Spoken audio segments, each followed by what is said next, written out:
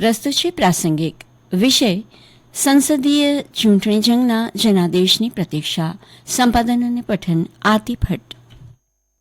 લોકસભા ચૂંટણીના 7 તબક્કામાં થયેલ મતદાનની વિગત જોઈએ તો પ્રથમ તબક્કામાં 66.14%, બીજા તબક્કામાં 66.71%, ત્રીજા તબક્કામાં 65.68%, ચોથા તબક્કામાં 69.16%, પાંચમા તબક્કામાં 62.02%, જ્યારે છઠ્ઠા તબક્કામાં 63.37% અને સાતમા તબક્કામાં 60.37% મતદાન થયું હતું.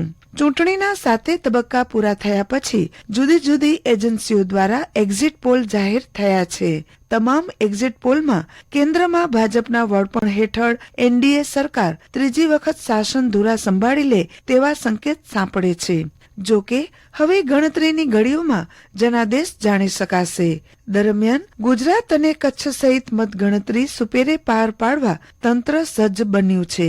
રાજ્યના તમામ મતગણતરી કેન્દ્ર પર આજે 4 જૂને સવારે 8 વાગ્યાથી મતગણતરીની પ્રક્રિયા હાથ ધરાશે, જેમાં આણંદ લોકસભા મતવિસ્તારમાં 2, જ્યારે અન્ય તમામ લોકસભા મતવિસ્તારના એક મતગણતરી કેન્દ્ર પર એક સાથે મતગણતરી શરૂ થશે. તમામ કાઉન્ટિંગ સેન્ટર પર ત્રિસ્તરીય સુરક્ષા વ્યવસ્થા સુનિશ્ચિત કરવામાં આવી છે. સમગ્ર મતગણતરી પ્રક્રિયા માટે 56 કાઉન્ટિંગ ઓબ્ઝર્વર્સ, 30 ચૂંટણી અધિકારી અને 180 મદદનીશ ચૂંટણી અધિકારી ફરજ બજાવશે. આ ઉપરાંત અંદાજે 614 વધારાના મદદનીશ ચૂંટણી અધિકારીઓને પોસ્ટલ બેલેટ અને electronics transmitted postal ballot system માટે જવાબદારી સોંપવામાં આવી છે. ચૂંટણી પંચે કહ્યું કે મતગણતરીના વલણ અને પરિણામ ચૂંટણી પંચની વેબસાઇટ results.eci.gov.in તેમજ વોટર હેલ્પલાઇન મોબાઈલ એપ્લિકેશન પર ઉપલબ્ધ રહેશે. આ water helpline app Google play store અથવા તો એપલ પ્લે સ્ટોર પરથી ડાઉનલોડ કરી શકાશે. લોકસભા સામાન્ય ચૂંટણી 2024 અન્વયે કચ્છ મોરબી લોકસભા બેઠક ઉપર મતગણતરી આજ રોજ ભુજ ખાતે આવેલી સરકારી એન્જિનિયરિંગ કોલેજ ખાતે યોજાનાર છે. આ મતગણતરીની પ્રક્રિયા વ્યવસ્થિત રીતે યોજાય તે માટે કાઉન્ટિંગ ઓબ્ઝર્વર ભવાનીસિંહ દેથા તથા જનરલ ઓબ્ઝર્વરે મતગણતરી કેન્દ્ર ખાતે ઊભી કરવામાં આવેલી સુવિધાઓ અને તૈયારીઓની ગઈકાલે સમીક્ષા કરી હતી. અનુસૂચિત જાતિ માટે અનામત એવી કચ્છ લોકસભા બેઠક માટે 7મી મેના દિવસે મતદાન પ્રક્રિયા સંપન્ન થયા બાદ સ્ટ્રોંગ રૂમમાં સીલ રહેલું 11 ઉમેદવારનું ભાવિ આજરોજ સવારે 8 વાગે બહાર આવશે.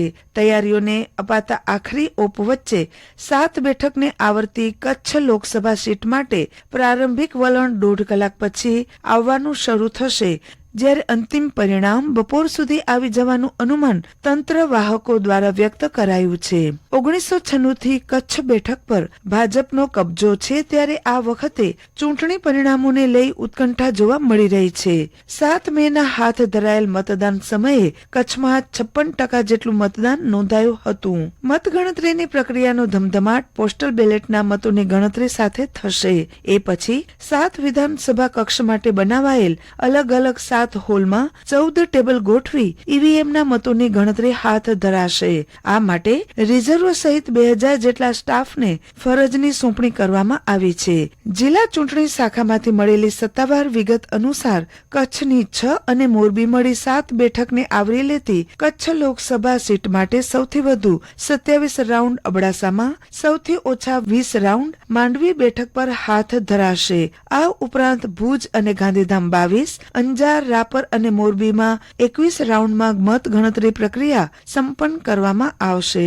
કચ્છના 7 મત ક્ષેત્ર દીઠ 5 વીવીપેટની સ્લીપોની ગણતરી કરી તેને ઈવીએમમાં પડેલા મતો સાથે તારવવામાં આવશે. ડ્રો પદ્ધતિથી ચિઠ્ઠી કાઢી વીવીપેટની સ્લીપોને ગણતરી માટે તારવવામાં આવશે. મત ગણતરી માટે સ્ટાફને ફરજ સોંપણી માટે 3 તારવણી પ્રક્રિયા હાથ ધરાઈ છે, જે પૈકી સ્ટાફની અંતિમ તારવણી આજે સવારે 5 વાગે ઓબ્ઝર્વરની ઉપસ્થિતિમાં હાથ ધરવામાં આવી. હાલ જોવા મળતા ગરમી ઉકળાટના માહોલ વચ્ચે મતગણતરી સ્થળે આરોગ્ય સંબંધી કોઈ સમસ્યા ઊભી થાય તો તેને નિવારવા માટે આરોગ્યની 2 ટીમને મતગણતરી કેન્દ્ર ખાતે તૈનાત રખાશે.